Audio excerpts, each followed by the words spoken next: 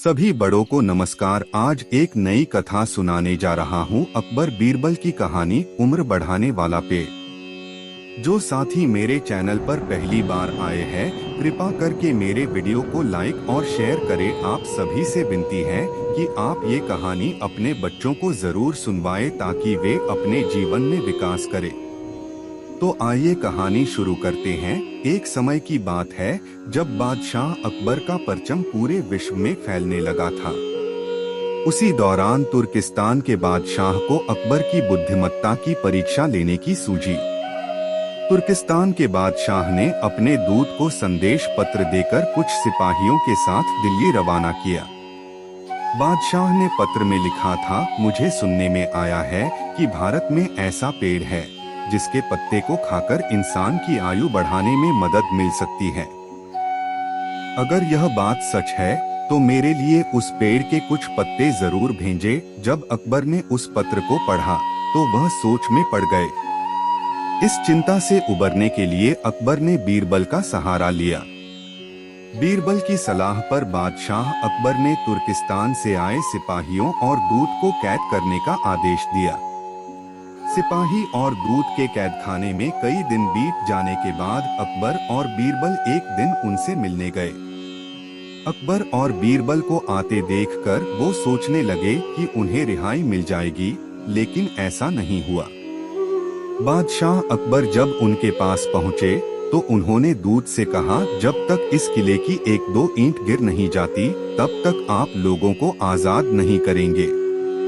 ऐसा होने तक आप सभी के लिए यहाँ खाने पीने का पूरा इंतजाम किया जाएगा। इतना कहकर बादशाह अकबर और बीरबल वहाँ से चले गए। उनके जाने के बाद दूत और सिपाही कैद से निकलने के लिए उपाय सोचने लगे। जब कोई रास्ता नजर नहीं आया तो भगवान से प्रार्थना करने लगे। जल्द ही उनकी प्रार्थना रंग लाई और कुछ दिनों बाद अचानक तेज भूकंप आया और भूकंप के कारण किले का एक भाग टूटकर गिर गया। उम्मीद है आपको कहानी पसंद आ रही होगी। कृपा करके मेरी वीडियो को लाइक शेयर कर दे और मेरे चैनल को सब्सक्राइब कर दे। अब आगे की शेष कहानी सुनिए। यह घटना के बाद दूत ने अकबर के पास किले की दीवार गिरने की खबर भिजवाई।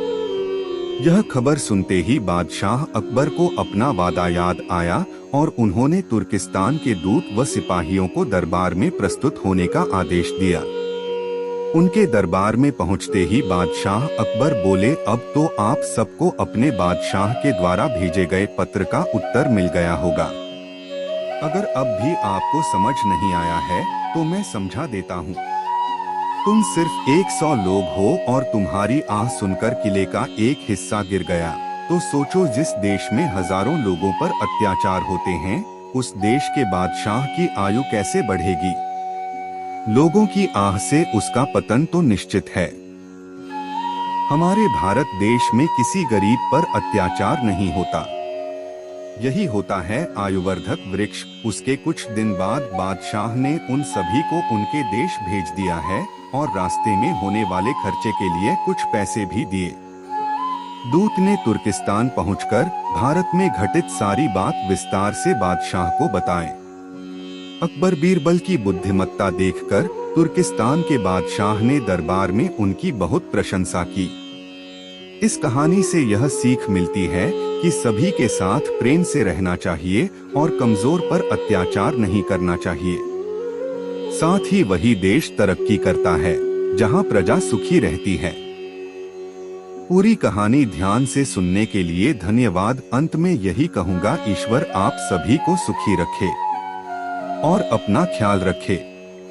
उम्मीद है कि आपको यह कहानी पसंद आई होगी। आपका कोई भी सुझाव है तो मुझे कमेंट में कह सकते हैं। कृपा करके आप मेरे चैनल को सब्सक्राइब करें और मेरी वीडियो को लाइक करें ताकि मुझे धार्मिक वीडियो बनाने का हौसला मिलता रहे और आप सबका प्यार भी मिलता रहे। कृपा मेरे चैनल को सब्सक्राइब करें।